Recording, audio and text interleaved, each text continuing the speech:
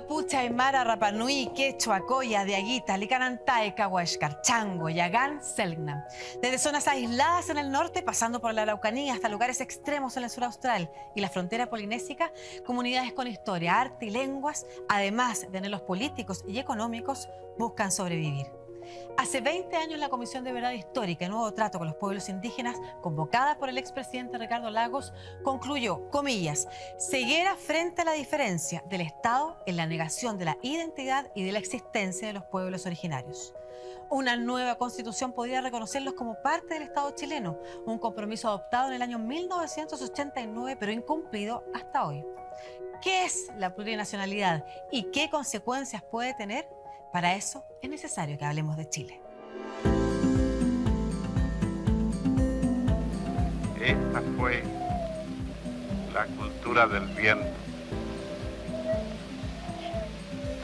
Mucho antes que los navegantes de Polinesia, antes de los reyes, antes de los descubridores, antes de los dioses, antes del fundador Otmatua, antes de ellos fue el viento.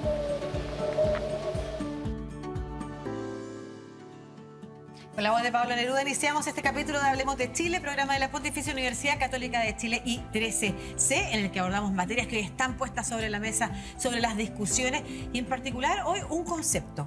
Plurinacionalidad, un concepto que aparece en el proyecto de nueva constitución, que genera dudas, pero que al parecer implica políticas en las que Chile ya ha ido avanzando y que también existen en otros países. Eso lo vamos a conversar con nuestros invitados. La invitada primero, Antonia Rivas, doctora en Antropología Sociocultural de la Universidad de California e investigadora del Centro de Estudios Interculturales e Indígenas, CIR. ¿Cómo estás? Bien, ¿y tú, Lucía? ¿Cómo estás? Muy bien, muchas gracias por estar acá. Y también estamos con Sebastián Donoso, profesor de Legislación Indígena e investigador del Centro de Políticas Públicas de la Universidad Católica. Bienvenido, Sebastián. Buenas tardes, Lucía. Hola, Antonio. Muchas gracias a ambos por estar acá para conversar de este concepto de plurinacionalidad, el que vamos a partir de inmediato un poco aterrizando. ¿Qué significa plurinacionalidad, Antonia, y cuál es la diferencia con la multiculturalidad? La plurinacionalidad es un proyecto político, es una forma en que los estados o los países se miran a sí mismos. En este caso, la plurinacionalidad significa la convivencia, la coexistencia de diversos pueblos indígenas al interior de un mismo estado. Y eso trae distintas consecuencias, distintas formas de ver, entender el estado, las políticas, la forma de ver. Pero es una forma de cómo los pueblos indígenas participan en la vida política de un estado y cómo el estado se compone no solo de una nación homogénea, única, uniforme, sino de la diversidad de pueblos y naciones indígenas que conforman nuestro país. Perfecto. ¿La diferencia con multiculturalidad? Y la multiculturalidad es un paradigma que se usaba mucho en la década de los 90, que tiene que ver con que existen diferentes culturas, no asociado a la idea de pueblo. Y ha sido muy criticado en general por la doctrina, por la teoría del último tiempo, porque se habla de que el multiculturalismo efectivamente no reconoce los derechos colectivos más profundos, por decirlo así, de los pueblos y naciones indígenas o los pueblos indígenas. Sería un concepto que está ligado como a un solo modelo de desarrollo o una forma que reconoce la diversidad, pero solo en cuanto a cultura, no en cuanto a pueblos con derechos colectivos, con libre determinación, básicamente, que lo podemos conversar después el Perfecto. significado. Lo vamos a conversar. Sebastián, te quiero preguntar de qué manera es que Chile y el Estado chileno llega a este punto de conversación en el que habla de plurinacionalidad. ¿Cuál es el tránsito que ha desarrollado el diálogo entre los pueblos originarios y el Estado chileno? Bueno, muy buena la pregunta porque eso nos ayuda o nos permite, digamos, mirar por qué estamos hablando de plurinacionalidad. No estamos hablando de plurinacionalidad por cualquier razón, estamos hablando porque estamos en un proceso constituyente en que estamos en la elaboración de un proceso de nueva constitución y si ese proceso termina, digamos, con la aprobación del borrador de nueva constitución, tendríamos por primera vez en nuestra historia constitucional, 200 años de historia constitucional, una constitución que reconoce a los pueblos indígenas. Es en ese marco que aparece el concepto de plurinacionalidad, en el marco de un país que se mira y dice, bueno, tenemos una constitución que no reconoce, que no ha reconocido nunca a los pueblos indígenas y que queremos que los reconozca. Yo lo decía al inicio del programa, ojo, Sí. solamente esta precisión, que ese es además un compromiso que se hizo el año 89 con los pueblos originarios y que no se ha cumplido hasta hoy. Sí, así es. Pero yo creo que hay una cosa que es importante agregar y es que Hay una constatación evidente es que no tenemos reconocimiento constitucional hoy día en la actual Constitución y que debemos tenerlo. Yo creo que ahí probablemente vamos a coincidir siempre con Antonia. Pero no es la única respuesta a la plurinacionalidad a esa omisión. Ustedes hablaban de multiculturalidad. Uno podría agregar a lo que mencionaba Antonia, que la crítica que se le ha hecho a la multiculturalidad es que muchas veces la multiculturalidad pareciera que se parece mucho a algo que algunos han llamado tolerancia pasiva. O sea, yo reconozco que hay un otro, que hay una diversidad, pero no necesariamente genero, digamos, unos arreglos institucionales que generan interacción, que generan diálogo intercultural. Por eso es que hay un concepto adicional, distinto, que también permite enfrentar de un modo distinto la relación entre el Estado y los pueblos indígenas, que es el de la interculturalidad. Y ahí hay un elemento interesante, Lucía, y es que tal vez hay más menciones a la palabra interculturalidad en el borrador de nueva Constitución que a la palabra plurinacionalidad. Sin embargo, nadie habla de interculturalidad. ¿Y por qué crees que sea porque eso? yo creo que pasa ahí una cosa que era bien evidente que iba a pasar. Si tú pones al lado el concepto de plurinacionalidad e interculturalidad, todo el mundo va a hablar de plurinacionalidad. Porque se lleva todas las miradas, porque es un concepto que solo están dos constituciones, Ecuador y Bolivia, y eso ya te dice mucho de un poco de la carga política que eso tiene. Y porque tiene un contexto, o sea, un significado que es bien evidente. Es más fácil definir la plurinacionalidad por lo que no es que por lo que es. ¿No es cierto, esta ficción de que somos una nación donde todos somos iguales, donde todos somos homogéneos? De ese punto de vista uno puede decir plurinacionalidad lo más básico es de reconocer que no somos una nación. Pero yo creo que es bastante discutible que la solución a nuestra omisión histórica fuera necesariamente pasar por un reconocimiento de la plurinacionalidad. Yo personalmente no comparto eso. ¿Pero por qué? Y sí te voy a tener que preguntar, Antonia, al tiro te doy la palabra, sí te voy a tener que preguntar cuál es la diferencia para ti radical entre plurinacionalidad y habernos quedado solo con la interculturalidad. Mira, yo siempre propugné, digamos, un reconocimiento a los pueblos indígenas, donde el eje fuera eso, el reconocimiento, desde luego, y el reconocimiento de derechos asociado a eso, y el reconocimiento del principio de la interculturalidad, por decirlo así, como principio activo que yo esta nueva relación entre el Estado y el pueblo indígena. ¿Dónde yo veo la relación? A mí me parece que la palabra plurinacionalidad, el concepto de plurinacionalidad y toda la bajada que ha tenido la Constitución se ha percibido por una buena parte de la ciudadanía como un concepto que es antagónico, que es excluyente. Es como un ellos y un nosotros. De ese punto de vista, me parece que el resultado que estamos obteniendo desde el punto de vista social no es el más óptico. O sea, partimos en la discusión constitucional con una sociedad tremendamente dividida y polarizada en todos los temas, pero entre ellos en el tema indígena. Y yo creo que llegamos al punto final del trabajo de la Convención con una sociedad igual o más polarizada. Y creo que parte de la mayor polarización tiene que ver con el concepto de plurinacionalidad. Y se perdió el concepto intercultural, que a mí me encanta. Se habla mucho de interculturalidad, pero lo perdimos porque está opacado por la plurinacionalidad. Voy a explicar después un poco más, para no monopolizar la conversación, por qué yo creo además que no necesariamente la plurinacionalidad es una idea que encarna lo que somos como sociedad. Bueno, vamos a avanzar en ello porque además vamos a avanzar en las bajadas precisamente que implicaría la plurinacionalidad. Pero quiero quedarme, tú querías además retomar algo que había hecho Sebastián, pero quisiera que incorporaras esta idea de que uno de los problemas de la plurinacionalidad es la percepción, decía Sebastián. Iba a decir perfectamente, yo creo que el problema de la percepción, hay un término que yo uso mucho que tiene que ver con la ignorancia porfiada, ¿verdad? Yo creo que la ignorancia porfiada estaba al principio de la Convención, estaba mucho antes también y está ahora precisamente, o sea, trabajando en la Convención, viendo en la Convención los discursos, la forma, yo creo que la palabra, o sea, la interculturalidad hubiese quizás tenido un efecto parecido. Entiendo que el tema esto del separatismo, de que son muchas naciones, que somos una, puede haber contribuido en eso, pero la verdad es que este concepto que me imagino que lo vamos a conversar, de los privilegios, había un constituyente que hablaba de la monarquía indígena, ¿verdad? Que los indígenas iban a transformar en los monarcas de este país. Y en ese sentido yo creo que esta ignorancia de reconocimiento de la marginalidad, de la discriminación, de la historia que efectivamente han vivido los pueblos indígenas y que comparten, no solo el pueblo mapuche, sino los 11 pueblos que componen los pueblos indígenas en Chile, se genera. Entonces yo discrepo con Sebastián en el sentido de que yo creo que la culpa no es de la plurinacionalidad. Yo creo que la culpa tiene más que ver con el desconocimiento y con el uso bastante poco amable, por decirlo en términos amables, que se ha dado de las discusiones de los derechos de los pueblos indígenas al interior de la Convención. Yo creo que hay mucho ahí que no tiene que ver con la interculturalidad, que a mí también me gusta, ¿verdad? Yo creo y profundamente que el diálogo intercultural, este diálogo entre iguales, este diálogo donde somos capaces de valorar el conocimiento de otros, las formas de vivir de otros, son relevantes. Pero creo que la plurinacionalidad, y más allá de la palabra o del nombre, creo que la forma de pensar el Estado y pensar la vida política y pensar a los pueblos indígenas como participantes de esta vida política es lo que va a hacer la diferencia. Va a ser difícil. Yo siempre imaginé que los temas indígenas iban a ser un tema complicado, pero y estudiando esto, debo decir que me ha sorprendido. O sea, me ha sorprendido. O sea, estamos en un conflicto porque efectivamente, o sea, tenemos un conflicto entre Estado chileno y pueblos originarios, o en particular con algunos pueblos originarios, porque hay un problema en el cómo nos relacionamos y eso evidentemente a la hora de discutir los derechos probablemente iban a resurgir o se iban a hacer más fuertes entre quienes no consideran ni siquiera posible la interculturalidad.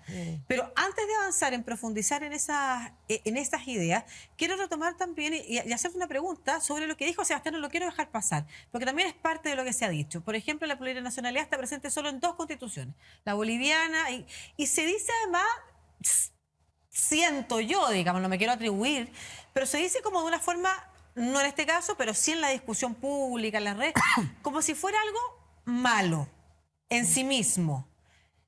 Yo, además de preguntarte sobre eso, quiero preguntarte si es efectivo, porque por otro lado, uno lee información respecto de que no bajo el concepto plurinacionalidad, pero sí bajo las mismas políticas que se quieren impulsar, existen en otros países relaciones entre los pueblos indígenas y los estados como el norteamericano, el canadiense, en Nueva Zelanda, que también implican eso. ¿Es así? Sí, o sea, yo creo que efectivamente algo que se llama el constitucionalismo andino, ¿verdad? Que es el que inaugura esta idea de la plurinacionalidad. Pero como decía en un principio, yo creo que la plurinacionalidad es un proyecto político que tiene que ver con el reconocimiento de derechos. Si miramos los casos de Estados Unidos, de Canadá, ellos basan su relación con los pueblos indígenas en el reconocimiento de tratados firmados por los pueblos indígenas, donde se les reconoce su carácter de naciones. En Estados Unidos son Domestic Dependent Nations, que son naciones que son al interior del propio país, pero que son dependientes. Y son naciones, se habla de las naciones indígenas. En Canadá, en New Zealand, se habla de las primeras naciones también. Entonces acá hay evidentemente, a mi juicio, un reconocimiento, no en términos de lo Bolivia ecuatoriano, que la Constitución se reconoce como plurinacional, pero a mi juicio son efectivamente países que reconocen que al interior de sus países, al interior de sus estados, coexisten diversos pueblos y diversas naciones. Claro, y puede tener que ver también con lo más nuevo que son estas constituciones también, y quizás es un concepto que evidentemente son constituciones distintas, y eso es súper importante decir. Sebastián. Sí, a ver, yo creo que es importante dar un paso atrás. Y también para clarificar alguna sospecha o duda, yo soy una persona, por ejemplo, que voté a prueba. O sea, yo soy una persona que tengo la convicción de que queríamos avanzar hacia una nueva constitución, entre otras razones por el tema del reconocimiento constitucional de los pueblos indígenas, que no lo hemos tenido nunca en nuestra historia constitucional. Y yo ahí quiero controvertir una cosa que dijo Antonio. A veces se dice como que la plurinacionalidad fuera la única forma de reconocer en forma robusta a los pueblos indígenas o reconocer derechos. Y eso no es así. O sea, tú puedes reconocer en forma muy robusta derechos de los pueblos indígenas sin pasar por el concepto de la plurinacionalidad. De hecho, si tú tomas la Declaración de Naciones Unidas sobre Derechos de los Pueblos Indígenas, que es el instrumento más moderno, si tú quieres, reciente en materia de reconocimiento de los derechos de los pueblos indígenas, no habla de plurinacionalidad. El derecho central ahí, sobre el cual pivotean los demás derechos, es el derecho a la libre determinación o la autodeterminación. Entonces yo siempre sostuve que tú podías tener un reconocimiento muy robusto de los pueblos indígenas y sus derechos sin que necesariamente tuviéramos que pasar por esto por el que pasamos, que es la plurinacionalidad, que terminó ensuciando la discusión y transformando esto en una cuestión de trinchera. Y ahí yo creo que el lenguaje sí es muy importante, porque esto no es solamente un problema de la derecha que mira esto con una cosa como que horror la plurinacionalidad, sino que también, si uno revisa las declaraciones de muchos convencionales y de gente que trabaja con ellos, habían declaraciones que eran muy poco incluyentes, muy poco acogedoras, que parecía como que efectivamente se planteaba como una cosa bien antagónica. Y déjame agregar una cosa. Se dice que el concepto de nación viene de la sociología, no del derecho. Y se dice que, en fondo, la nación está conformada por un conjunto de personas que tienen un origen étnico común, que comparten un territorio, que comparten un idioma y que tienen vínculos religiosos, culturales, etcétera. Si uno toma esa definición y la aplica a Chile, con la historia que tiene de interacción entre colonizadores, digamos, y pueblos indígenas, la verdad es que es bien discutible que seamos varias naciones. Yo siempre he sostenido que nosotros somos un país donde hay una gran diversidad cultural, hay una heterogeneidad cultural, hay una diversidad cultural. Pero Pero hay muchas razones también para decir que hay muchos préstamos culturales, interacciones, o sea, somos un país donde el mestizaje es muy importante. Y ahí quiero cerrar con una idea. Sí, pero tenemos que ir a la primera muy rápido. pausa. Y es que el mestizaje se puede usar en doble sentido. Tú puedes usar el mestizaje para negar la diversidad, como algunos dicen, "Oye, somos todos iguales, somos todos chilenos, somos todos mestizos", y ahí parece que estás negando la diversidad. Pero en el otro extremo tú también puedes usar el mestizaje como decir somos todos distintos, y en realidad como borrar de un plumazo que tenemos 500 años de interacción y que somos, somos una mezcla cultural. Es bien interesante porque hay un problema en el lenguaje, en ambos términos, en nación y cómo esa palabra además se va constituyendo y se va creando y va cambiando además, entendiendo además que, como tú dices, es un concepto sociológico y las realidades y las investigaciones en torno al concepto también van variando. Y otro, que plurinacionalidad finalmente es un concepto que crea reticencia, el concepto mismo. Pero tú, Sebastián, has señalado que es posible otorgar ciertos derechos, que en algunas cosas se ha avanzado también, y de eso vamos a avanzar en el próximo bloque, porque vamos a conversar precisamente sobre 3 temas que son prioritarios y que tienen que ver con la plurinacionalidad y sus bajadas: restitución indígena, reconocimiento constitucional, derecho a escaños reservados, por ejemplo, y el pluralismo jurídico. De esos temas vamos a hablar entonces en el próximo bloque. Hablemos de Chile, pero no se vaya porque quiero que mire el siguiente video. Una cosa es que tú sepas que eres Selknam porque tu mamá te lo dijo, tu abuelo te lo dijo, porque todos te lo dijeron, porque es un secreto de tu familia. Y otra muy distinta es entender por qué tu abuela, tu abuelo, en el caso mío, en el caso del más joven, los bisabuelos, por qué salieron y en qué condiciones salieron, por qué ellos nunca hablaron, por qué tenían tanto miedo. Entonces empezamos a hacer esas investigaciones y vaya, nos encontramos con historias terribles. Muchas vejaciones, en donde hay abuso, en donde hay esclavitud, en donde hay mucho dolor. Entonces esos dolores se van heredando, aunque no lo queramos. Nosotros como sujetos hay algo que se llama la memoria genética. Heredamos las cosas felices y también heredamos los dolores, las grandes vergüenzas de nuestra familia, porque se nos dio por extintos. Pero sí existe una voluntad tan grande de poner las cosas en orden y empezar a dilucidar las verdades.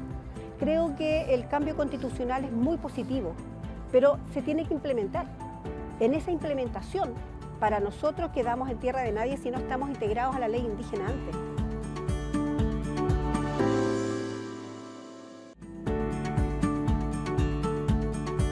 Ya estamos de vuelta en Hablemos de Chile, programa de la Pontificia Universidad Católica de Chile y de 13C. Hoy conversando sobre plurinacionalidad con Antonia Rivas, doctora en Antropología Sociocultural e investigadora del Centro de Estudios Interculturales e Indígenas, y con Sebastián Donoso, investigador del Centro de Políticas Públicas de la Universidad Católica y profesor de Legislación Indígena.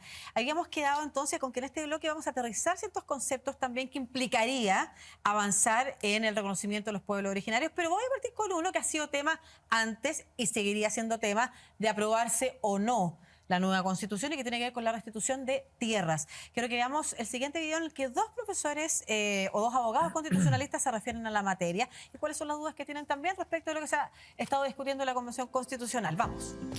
La verdad es que hay una regla que se refiere a la reparación y que privilegia el restablecimiento de tierras como modo ideal de reparación. Pero no está señalado en la Constitución política cuál es el criterio para determinar, por ejemplo, la extensión, cuáles son las tierras a las que el Estado debería echar mano para establecer esta recuperación.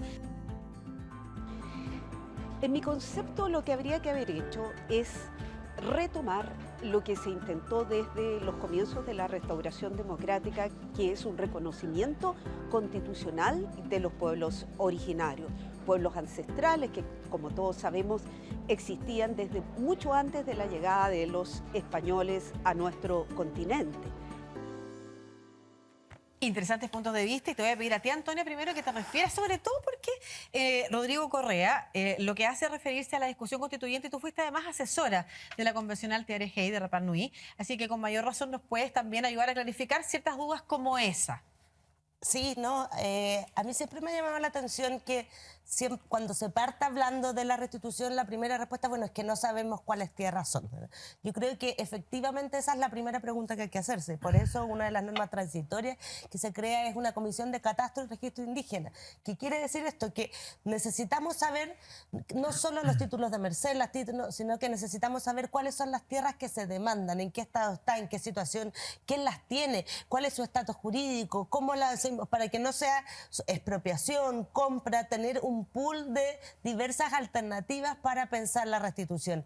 Pero la idea de no saber cuáles son, yo creo que no puede ser la respuesta. La respuesta es sepamos cuáles son. Evidentemente en la Constitución no puede decir son estas y estas y estas tierras, porque el Estado no ha sido muy eficaz en registrar, en catalogar, en saber efectivamente cuáles son. Y solo me gustaría decir que la norma de restitución territorial, la norma de derecho de tierra es una norma que se construyó en la Convención con un consenso amplísimo. Participaron casi todos los colectivos, menos la derecha en este caso, todo el resto de los colectivos en la construcción de esta norma, y es una norma que se construye en base a los estándares internacionales del Convenio 169 y de la Declaración de Derechos de Pueblos Indígenas. Y ahí entonces surge esta idea de pensar los derechos sobre las tierras y como un mecanismo, que es la compra de tierra, que no ha funcionado, y en eso vamos a estar de acuerdo con Sebastián. Yo creo que en general que la compra de tierra ha tenido graves conflictos y problemas, ya ha generado y es responsable en gran parte de la situación actual.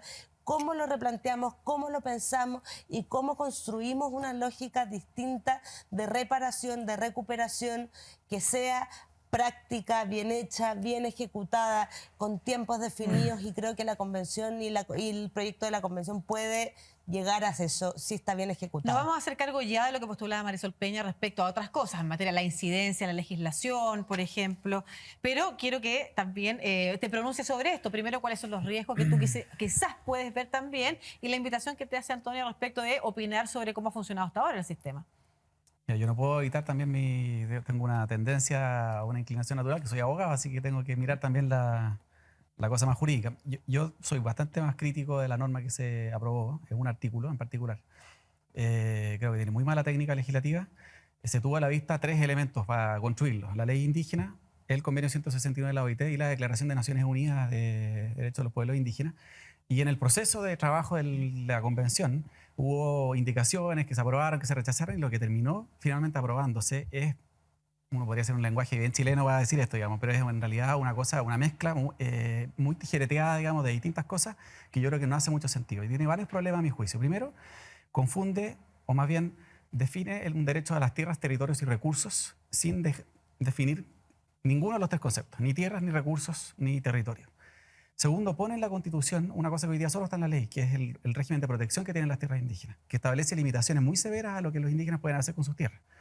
Y uno puede estar de acuerdo o no con eso, pero lo que va a pasar si se aprueba la Constitución es que lo que hoy día está en la ley y se podría aprobar por reforma legal, el día de mañana va a requerir reforma constitucional, haciendo mucho más difícil flexibilizar el estatuto, que hoy día es muy, como digo, estricto respecto a lo que pueden hacer y lo que no pueden hacer. Y lo otro que me parece que es complicado es lo que decía alguno de los 2 profesores que habló. Se habla ahí del tema de la restitución, y sabemos que ese es un tema tremendamente sensible, y no se trata simplemente de ser grandilocuente o estar ahí como asustado por todo. Sabemos que es un tema muy sensible por lo que está pasando en el sur. Se pone ahí un derecho a la reparación en la Constitución, y se dice que la restitución va a ser el mecanismo preferente de reparación. Y por la forma como está redactado se subentiende también que la expropiación va a ser el mecanismo para la restitución. Entonces, efectivamente necesitamos tratar de estimar cuál es el espectro de tierras que están bajo esta situación. Pero, y aquí agrego un comentario adicional, creo que la forma que propone el borrador de nueva Constitución es bien delicado, porque en el fondo ponen en una norma transitoria la creación por decreto presidencial, no por ley, de una comisión territorial indígena, que es la que va a proponer mecanismos de restitución.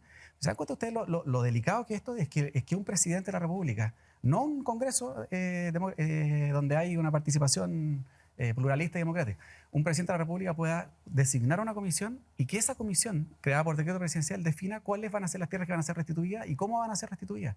Y le da un plazo de 4 años para eso, renovable por otros 2. Entonces, es una materia que es tan importante y tan sensible que debió haber sido llevada a una ley. Antonio, rápidamente para que pasemos también a otro tema. Que yo coincido en la dificultad y la complejidad, solo que la comisión efectivamente no es la que entrega la tierra, ¿verdad? Sino que la comisión es la que propone los mecanismos. Los mecanismos efectivamente podría ser un proyecto de ley, ¿verdad? Lo que se crea es una comisión presidencial que define la forma de solución de los conflictos territoriales. Perfecto. Y a propósito de ley, quiero que pasemos al tema del pluralismo jurídico, que también es algo que ha estado en duda respecto de, ¿vamos a ser desiguales ante la ley o no? Efectivamente, ¿quién va a tener la última palabra? ¿Van a haber crímenes que van a poder, que van a poder una persona decidir bajo qué justicia finalmente se recurre a él? O sea, ¿de qué manera tú podrías también explicarnos, Antonia, quizás tu punto punto de vista sobre el pluralismo Antes jurídico. de hablar específicamente del pluralismo, me gustaría decir que acá en general lo que hay es una arquitectura de una nueva relación con los pueblos indígenas, que es el inicio de la forma del diálogo, de la conversación. No están todas las respuestas, ¿verdad? Son los cimientos. Entonces, tanto en pluralismo jurídico, en propiedad, en autonomías territoriales indígenas, en escaños reservados y en muchos otros temas, lo que la Constitución establece es el derecho. La forma de concretar la mayoría de estos derechos de libre determinación, que es como el paraguas que acoge todos estos derechos, va a ser por ley. O sea, quedan para el debate Quedan para el democrático debate del Congreso. Democrático, absolutamente, en general. Entonces, el pluralismo jurídico es paradigmático en este caso. El pluralismo se dice que existe el pluralismo jurídico, que coexisten en un plano de igualdad con el sistema de justicia nacional, que debe respetar, como todas las personas, como todos los sistemas, los derechos humanos de las personas, y que el límite, la última palabra, siempre la tiene la Corte Suprema. Las materias, las competencias, las aplicaciones, todo eso va a quedar entregado a la ley. Y acá a mí me gustaría, si tengo un minuto para decir esto, que es importante.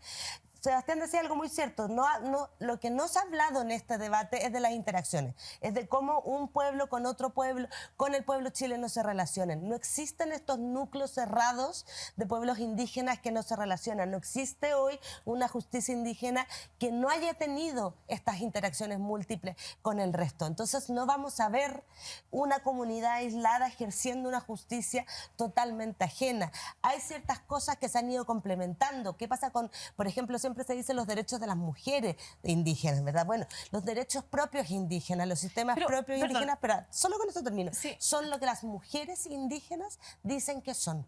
No son esos recuerdos del pasado ancestral, son las prácticas actuales. Y acá lo que vamos a ver probablemente son procesos de recuperación, ¿verdad? Sí, es que a propósito de eso, y ya que menciona el caso de las mujeres, me estaba acordando la ley Pascua, por ejemplo. A propósito de eso. Hay mecanismos de autonomías, ya sean jurídicas, legislativas, territoriales, que se han ido implementando en Chile en estos últimos años, que van en la línea de lo que significa otorgarles autonomías en campos de decisión a los pueblos indígenas. Bueno, en el caso de Rapa Nui y de la ley Pascua, probablemente Antonio lo conoce mejor que yo, pero ahí justamente lo que había era una norma que está en la ley Pascua, que tiene ya muchos años, ¿no es cierto?, que es de la década de los 60, que establecía un régimen especial para ciertos delitos, atendía a las condiciones socioculturales del pueblo Rapa Nui. Y eso se estimó con el correr de los años, digamos, hace poquito, ¿no es cierto?, se reformó la ley que contrariaba derechos humanos, y por lo tanto se reformó la ley Pascua. Eso como ponerlo como contexto, digamos. Ahora, O la administración del parque, por ejemplo, Rapa Nui, entregado por la presidenta Michelle Bachelet también. Bueno, eso son distintas formas, digamos, a través de las cuales tú vas haciendo carne, digamos, un reconocimiento de que los pueblos indígenas tienen derecho a la libre determinación, y tú puedes ir buscando distintas fórmulas jurídicas. En un caso se refiere al tema penal, ¿no es cierto? En otro caso se refiere a las áreas protegidas. Son, como digo, distintas fórmulas. Ahora, a mí el tema del pluralismo jurídico, lo que me interesa destacar es lo siguiente. Evidentemente que existiendo un cuerpo de, no sé, de derecho constitucionario, de normas, digamos, en un cuerpo de normas a las cuales los pueblos indígenas gobiernan algunas de sus interacciones sociales y jurídicas, nadie podría estar en contra, digamos, estar en desacuerdo que eso se recoja constitucionalmente. Lo que yo creo que es complejo, digamos, es que la Constitución hizo dos cosas que son bien aventuradas, digamos. Más allá de que Antonia diga que esto tiene que después ser regulado así en detalle por una ley, la Constitución ya dio dos pasos fundamentales. Reconoció 11 sistemas de justicia en paralelo al Sistema Nacional de Justicia.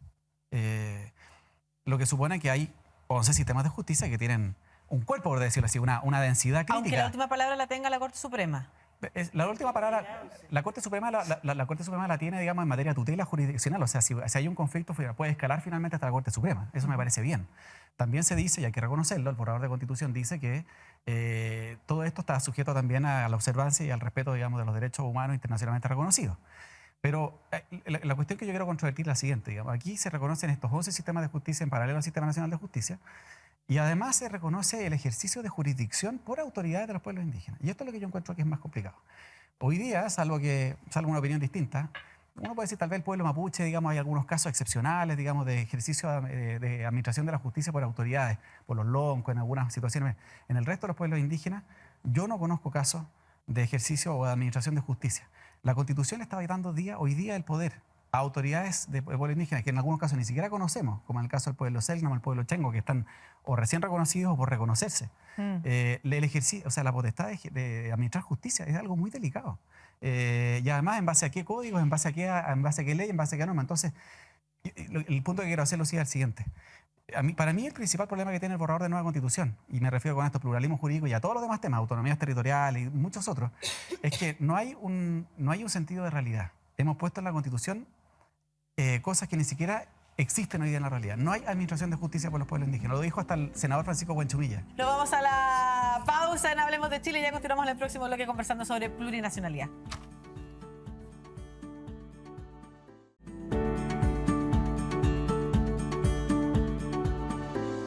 Ya estamos de vuelta en este tercer bloque de Hablemos de Chile, programa de la Pontificia Universidad Católica de Chile y de 13C, en el que estamos conversando sobre plurinacionalidad, junto a Antonia Rivas, doctora investigadora en materias culturales e indígenas, y también con Sebastián Donoso, profesor de legislación indígena. Y nos conectamos ahora con Temuco. Vamos a conversar con Natalia Caniwan, que es investigadora del Centro de Estudios Interculturales e Indígenas. ¿Cómo estás, Natalia?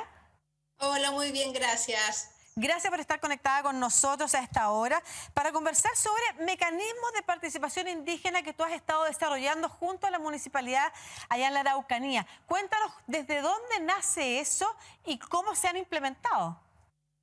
Sí, a ver, en términos estrictos lo que yo he hecho hace ya varios años es ir haciendo un seguimiento de la gestión que han tenido los alcaldes mapuches en distintas comunas y territorios de Chile.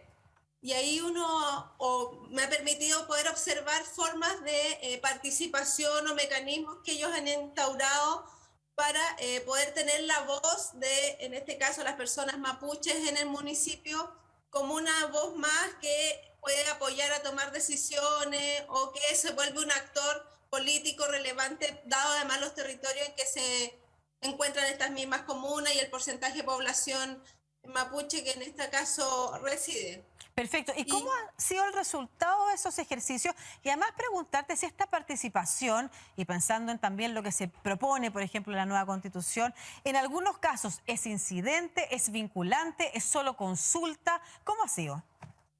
La verdad es que tienen varios mecanismos. Hay modelos de incidencia en que, por ejemplo, se crea una suerte de consejo de autoridades tradicionales que opera, podríamos decir, en paralelo a los concejales. Entonces ellos, hay ciertas medidas que el alcalde mapuche, en este caso, somete a este consejo y ellos pueden dar indicaciones respecto a si les parece o no. No obstante, después, por supuesto, va al consejo municipal, que es donde se toman las decisiones.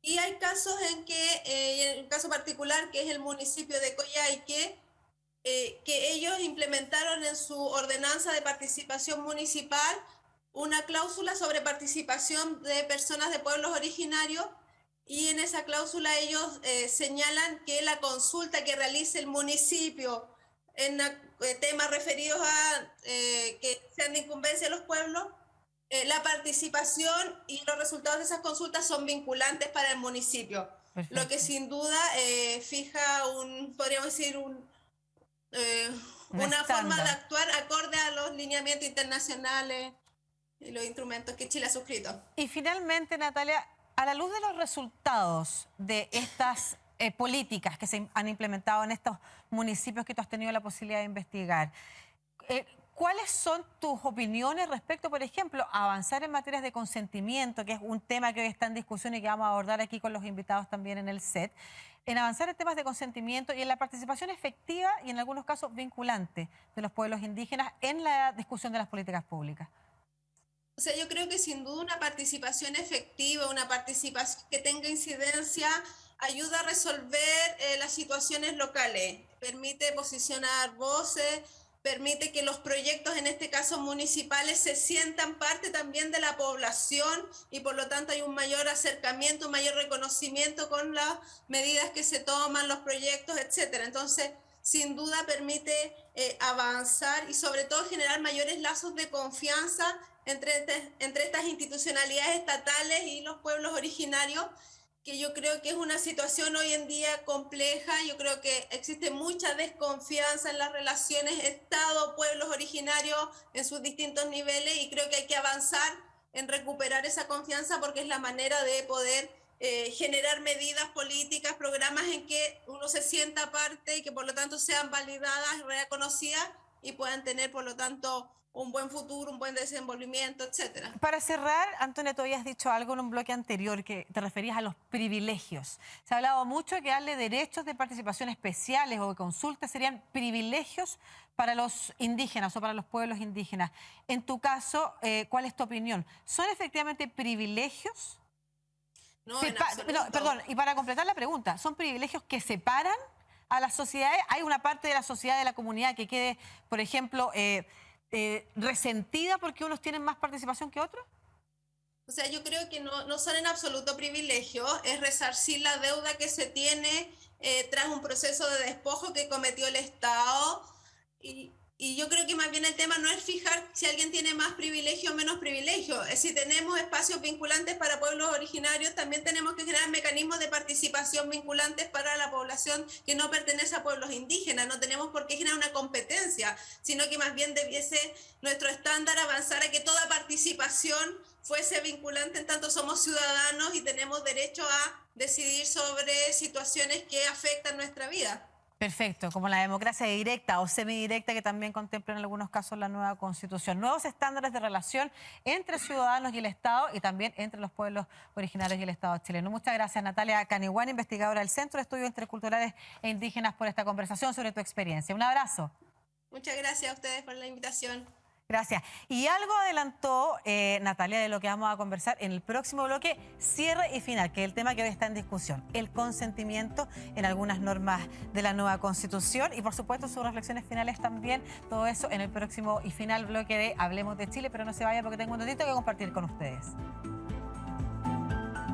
Según el censo del año 2017, las 3 regiones con mayor proporción de población indígena son Arica y Parinacota con un 35,7%, la Araucanía con un 34,3% y Aysén con un 28,7%. Las que tienen una menor proporción, en cambio, son Ñuble con un 4,8% y el Maule con un 4,9%.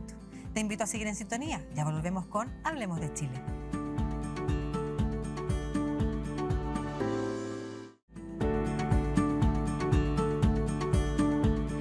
Llegamos al final de este capítulo de Hablemos de Chile, en el que hemos conversado de plurinacionalidad con Antonia Rivas, doctora en antropología sociocultural de la Universidad de California e investigadora del Centro de Estudios Interculturales e Indígenas, CIR, y también con Sebastián Donoso, profesor de legislación indígena e investigador del Centro de Políticas Públicas de la Universidad Católica. Rápidamente, ¿por qué está el tema del consentimiento dando vuelta a la opinión pública? Genera dudas, Sebastián. Bueno, en realidad no es el consentimiento solo, es la consulta y el consentimiento. Hay 2 normas en el borrador de una Constitución que se refieren a este tema y creo que es un muy buen ejemplo de un tema que por falta de información y por desconocimiento se termina politizando excesivamente sin entenderse cuál es el trasfondo. La consulta no es una novedad en Chile. La consulta surge, o más bien es un derecho que está establecido en el Convenio 169 de la OIT, del cual nosotros somos parte hace ya muchos años y de hecho se están haciendo consultas en Chile, bien o mal, pero se están haciendo hace varios años. ¿Por qué surge la preocupación? Porque una de las 2 normas que están incluidas en el borrador dice que se deberán realizar consultas y obtener el consentimiento previo libre e informado en aquellas materias que puedan afectar los derechos de los pueblos indígenas. Y esa asociación es la que es compleja. El estándar internacional es que se hacen consultas con la finalidad de obtener un acuerdo o lograr el consentimiento, tanto en el Convenio 169 como en la Declaración de Naciones Unidas. Lo que no significa entonces que el consentimiento tenga que ser un resultado objetivo del proceso de consulta, sino que una finalidad. Y obviamente lo que se desea, porque por eso digo que este es un tema de fondo que es importante. Lo que se busca es que ojalá las decisiones que tome el Estado que puedan afectar a pueblos indígenas sean, ojalá llegadas a un acuerdo con ellos. Y si no, por lo menos que su opinión sea considerada adecuadamente en esa decisión.